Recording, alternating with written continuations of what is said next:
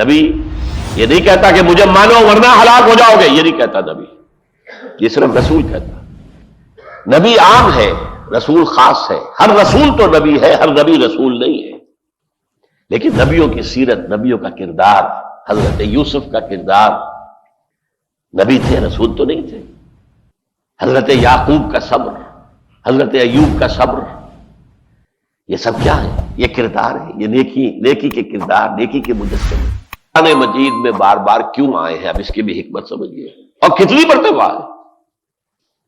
سب سے پہلے سورہ اعراف میں، پھر سورہ یونس اور سورہ ہود میں، پھر آپ چلتے جائیے سورہ شعراء میں، یہاں تک کہ چھوٹی چھوٹی سورہ بھی ایک جملہ ہے لیکن اس کے اندر بھی آ جاتا ہے۔ یہ کیوں اور تکرار کیوں؟ اس لیے کہ اس میں حضور اور آپ کے ساتھیوں کے لیے رہنمائی تھی۔ اے نبی، اگر آپ کو سختیاں جھیلنی پڑ رہی ہیں، اگر آپ کو پاگل، مجنون، شاعر، ساحر، کذاب کہا جا رہا ہے، تو آپ سے پہلے بھی تمام رسولوں پر یہ بیتی ہے۔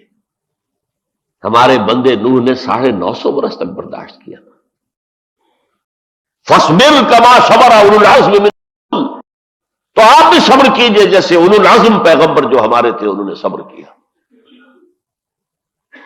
پھر ان کو یہ اطمینان دلایا جا رہا ہے بالآخر وقت کے رسول اور ان کے ساتھی بچا لیے گئے، باقی سب ہلاک کر دیے۔ آپ کا معاملہ بھی یہی ہوگا، آپ کے دشمن ہلاک ہوں گے، ختم ہو جائیں گے۔ 70 بڑے بڑے سردار تو میدان بدر کے اندر کھیت رہے، بڑے بڑے چودھری جو تھے قریش کے، وہ تو پہلے ہی بار میں ختم ہو گئے تھے۔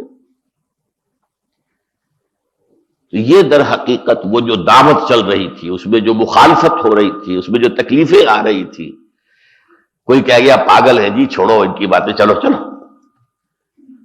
ارے کیا اس کی کیا بات سن رہے ہو خام خواہ، یہ تو کہیں ادھر ادھر سے سن سنا کر آتا ہے اور آ کر ہمارے پہ دھوس جماتا ہے کہ میرے پر وہی آئی ہے، چلو چلو۔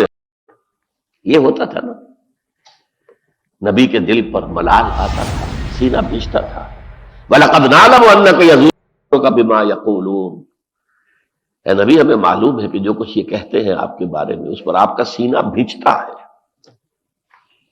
لیکن فَاصْبِرْ عَلَىٰ مَا يَقُولُونَ وَاهْجُرْهُمْ هَجْرًا